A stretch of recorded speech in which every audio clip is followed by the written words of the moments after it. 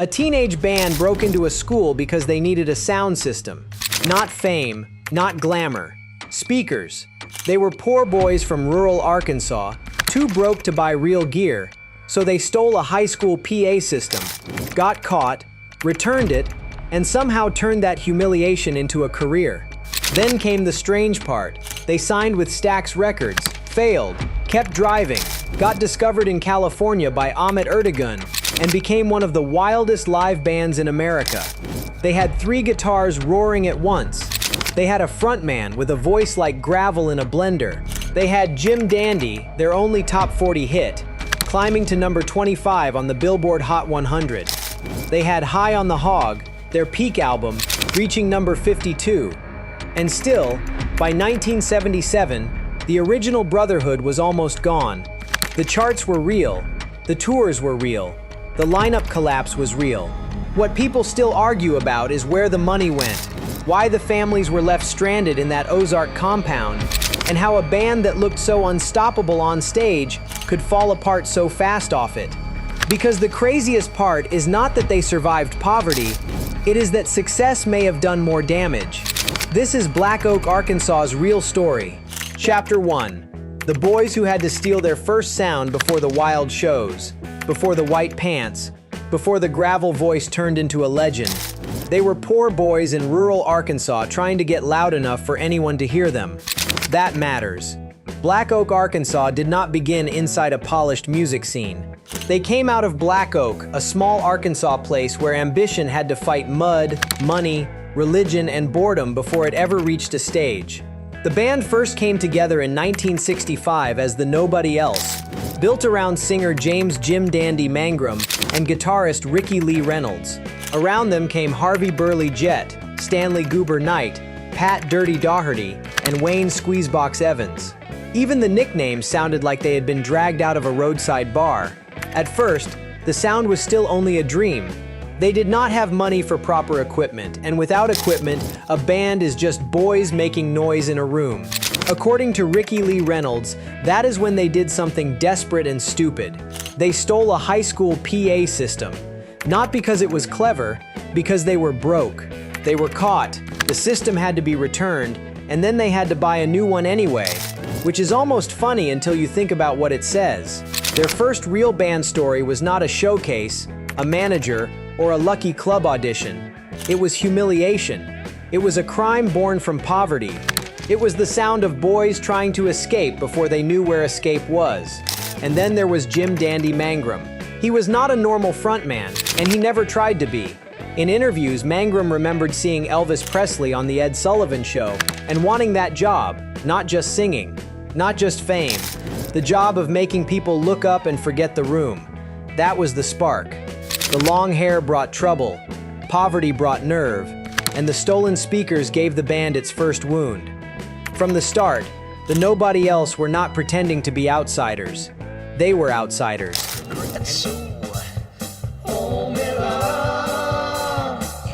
And when the music business finally opened a door, it did not save them right away. It made them wait. Chapter 2.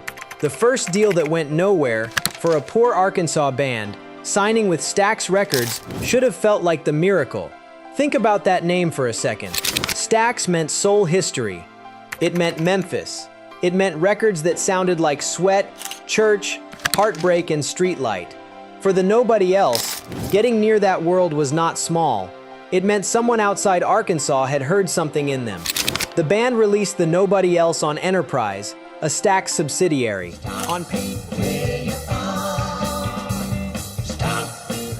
On paper, that was a beginning. In real life, nothing happened.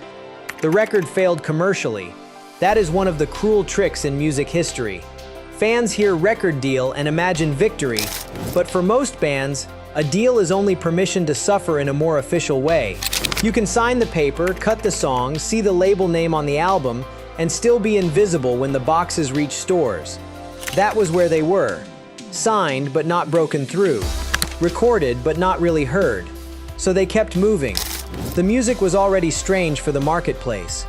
It had hard rock in it, country mud in it, religious heat in it, and a kind of backwoods theater that did not fit cleanly beside anything else. 3 guitars were waiting to roar. Jim Dandy had that voice like a busted engine. The whole band was trying to sound like the town it came from, even if the business wanted something easier to sell. The road became their school. One of the strongest stories from this period comes from Rickie Lee Reynolds, who remembered the band playing the Gunga Din Club in New Orleans for more than a year. The schedule he described sounds almost unreal. 7 at night until 6 in the morning. Half an hour on, half an hour off. That was not glamour. That was survival with amplifiers. Those nights mattered. Long sets either expose a band or sharpen it, and that kind of work made the Knowbody Else harder, louder, and much harder to ignore. Then came California. There, Ahmet Ertegun of Atlantic Records discovered them. Ertegun was one of the most important record men in American music, and his interest gave the band what their first deal had not given them: a real second chance.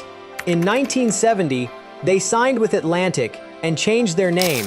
The Knowbody Else became Black Oak, Arkansas. That name planted the flag. It told the world they were not sanding off the place they came from. They were putting it on the cover. Now the band had a new label, a new name, and a sound that finally made sense on its own terms. Radio was still unsure. The stage understood immediately. Chapter 3. When the Freaks became a road machine. The first Black Oak, Arkansas album arrived on Atco in 1971, and right away, the band sounded like something that had escaped from the edge of the woods. The lineup was built for impact. Rickie Lee Reynolds, Harvey Jett, and Stanley Knight gave the band its 3-guitar front line, so the songs did not just move. They charged. Behind them, Pat Doherty held down the bass, Wayne Evans handled the drums, and Jim Dandy Mangrum scraped a washboard like he had wandered into hard rock from some cracked country revival tent. That was the trick. They were Southern, but not smooth. Heavy, but not polished. Funny, but not safe. At first glance, they could look almost cartoonish, until the volume hit and the crowd realized the joke had teeth. Underground radio helped. In Little Rock, Beaker Street on K played tracks like Lord Have Mercy on My Soul. When electricity came to Arkansas, I was in the land of cotton. Hot and Nasty, and Uncle Elijah.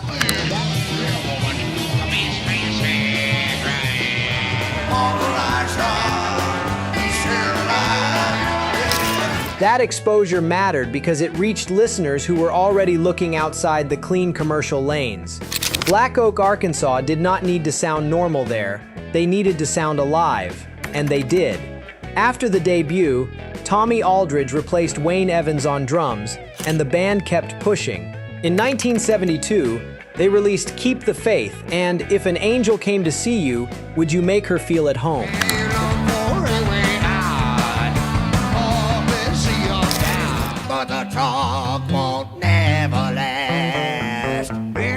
The titles alone tell you how unusual this band was.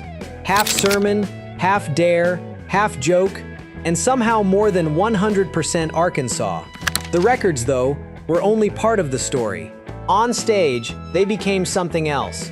Jim Dandy was the visual center, bare-chested, long-haired, and outrageous in a way later frontmen would clearly study. He did not just sing at the audience, he worked them. He looked like a man who knew rock and roll did not always reward the best voice. Sometimes it rewarded the person brave enough to make the whole building stare. A weaker band might have disappeared behind him. Black Oak, Arkansas did not. The 3 guitars gave the act weight. The rhythm section gave it drive. The songs had enough backwoods weirdness to keep them from sounding like anybody else's bar band. By 1973, the band had enough stage heat to release Raunch and Roll Live.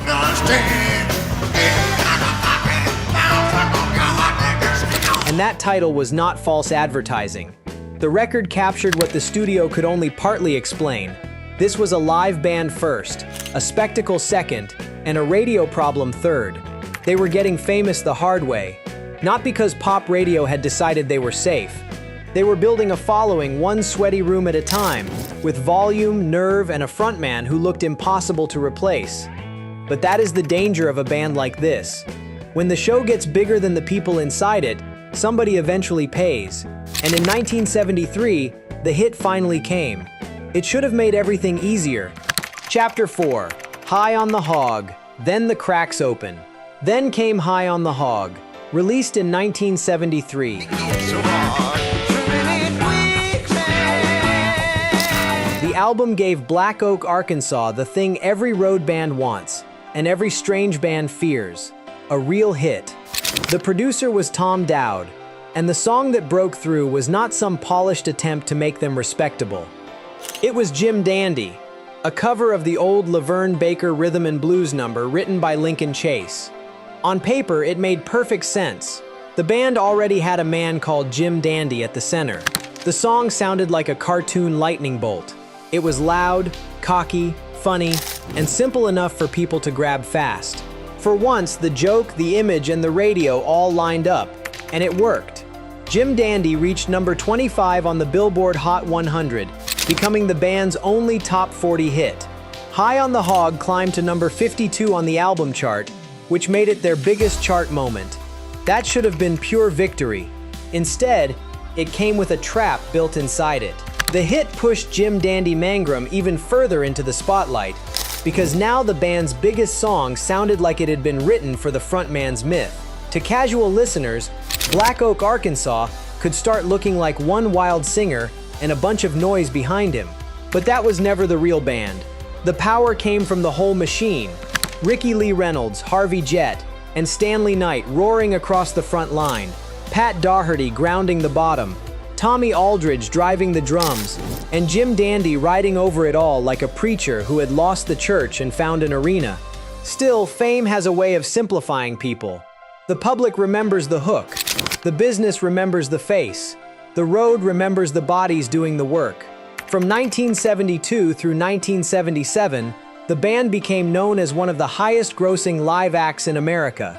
That sounds clean when you say it fast. In real life, it meant night after night, town after town, a show that had to explode every time because the legend depended on it.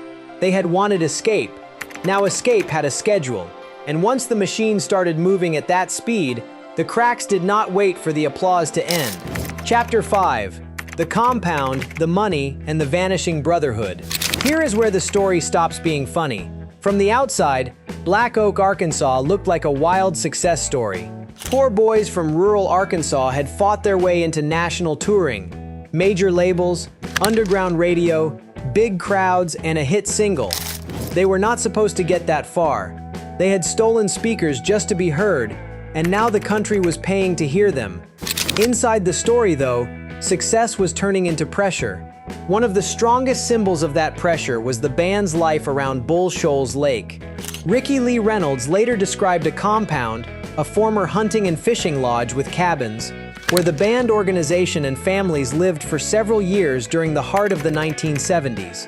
On paper, it sounds like a southern rock fantasy, a private world in the Ozarks, full of musicians, wives, kids, road stories, and money coming in. The reality was harder. According to Reynolds, the arrangement was cheaper than keeping separate homes, but it left families isolated while the band kept touring. The men were gone constantly, trying to keep the machine alive. Their families sat in a remote place, tied to a success they could not fully share, and a schedule they could not control. That was not freedom. That was a golden cage with amplifiers outside. The money question made everything uglier. Reynolds later said he and Dandy Mangrum believed several $1 million had disappeared. That claim is not a clean audited fact, so it has to be handled carefully. But as bitterness, as memory, as the kind of wound that follows a man for decades, it matters. Because at the same time, the band did real good in Arkansas. They helped fund construction of the local school in Oakland, Arkansas. Reynolds later said they gave large sums to charities, including local causes and medical work. So the image gets complicated. This was not just a band burning money on the usual rock and roll stupidity. They were also trying to pour something back into the place that raised them. Somehow, the people inside the band still came away feeling robbed. That kind of contradiction can rot a brotherhood from the middle. Then the lineup began to show the damage. In June 1974, guitarist Harvey Jett was replaced by Jimmy Henderson. On one level, that is a normal personnel change. Bands change members all the time. In this story, it matters because Harvey Jett had been part of that original three-guitar storm, one of the men who helped make Black Oak, Arkansas sound like Black Oak, Arkansas. When a band's identity is built on chemistry, one empty chair is never just one empty chair.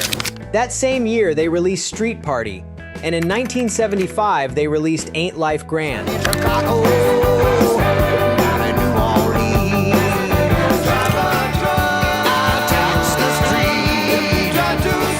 The title almost hurts when you know what came after. Ain't Life Grand featured their version of Taxman by the Beatles, but more importantly, it became the last album by the classic lineup. The last one. That phrase should land hard, because the classic lineup was the thing fans had actually fallen for. Not just the songs, not just Jim Dandy in white spandex. The whole rough machine, the guitars, the swagger, the Arkansas weirdness. By then, the band had gone from desperate outsiders to national attraction. They had gone from stolen speakers to charting records. They had gone from nobody knowing what to do with them to audiences treating them like a must-see live act. And still, the original shape could not hold. That is the real wound. Not that Black Oak, Arkansas failed. They did not fail. A band like this was never supposed to make it that far. The wound is that the thing they fought for became the thing that scattered them. The road made them famous. The road also took them apart. Chapter 6. The name survives, but the original band does not after Ain't Life Grand. The story becomes less like a rise and more like a survival test. The band moved from Atco to MCA, releasing X-Rated in 1975. Then Balls of Fire and 10-Year Overnight Success in 1976.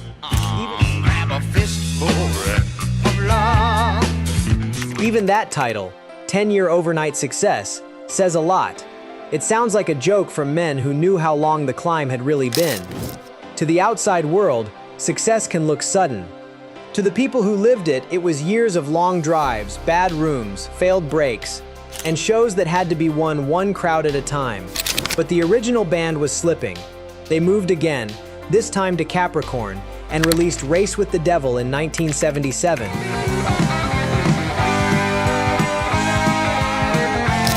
Followed by I'd Rather Be Sailing in 1978.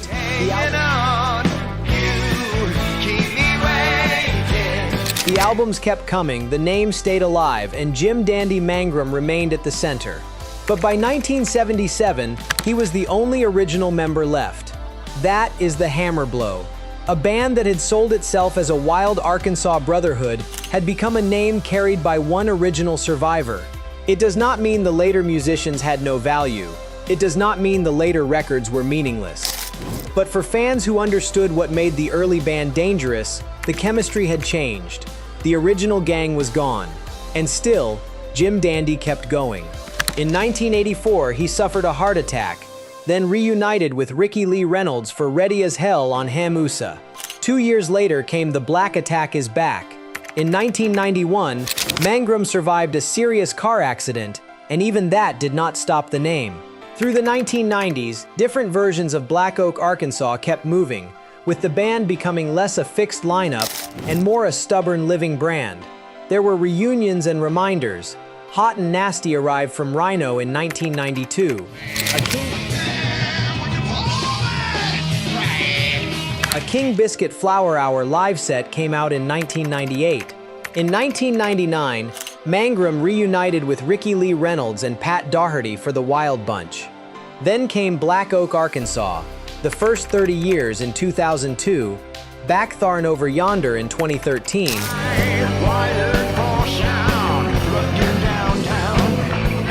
Underdog Heroes in 2019, and The Devil's Jukebox in 2023.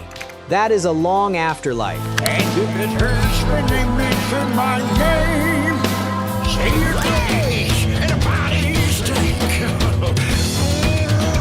But afterlife is the right word, because the original band became something people had to remember through records, stories, and old stage footage. Stanley Knight died in 2013. Rickie Lee Reynolds died in 2021. Harvey Jett died in 2022. One by one, the men who built that early sound became names in the past. The influence remained, Mangrum's wild stage image echoed through later frontmen like David Lee Roth, Jesse James Dupree, and Axl Rose. You can see it in the body language, the swagger, the idea that a singer could turn a concert into a dare. The deeper legacy is stranger than influence. Black Oak, Arkansas proved that a band could come from nowhere, sound like nowhere else, and force the country to pay attention. They were raw, messy, over the top, sometimes ridiculous, and impossible to confuse with anyone polite. That was their gift. It was also their curse. Once the wildness became a business, somebody had to keep feeding it. The audiences wanted the explosion. The labels wanted product. The road wanted bodies. The image wanted Jim Dandy forever. And the brotherhood that started it all had to survive inside that pressure. It could not. The name lived. The original band did not. And that is the strange truth about Black Oak, Arkansas. They were not supposed to become famous. They came from a place the music business barely understood, with stolen speakers, odd nicknames, 3 guitars, a washboard, and a frontman who sounded like gravel and lightning. For a while, it worked. They got the deal, they got the crowds, they got Jim Dandy, they got high on the hog. But the same machine that carried them out of poverty also pulled the original band apart. So maybe the real story is not that Black Oak, Arkansas became huge. It is that they became huge without ever becoming safe. And that is why people still remember them.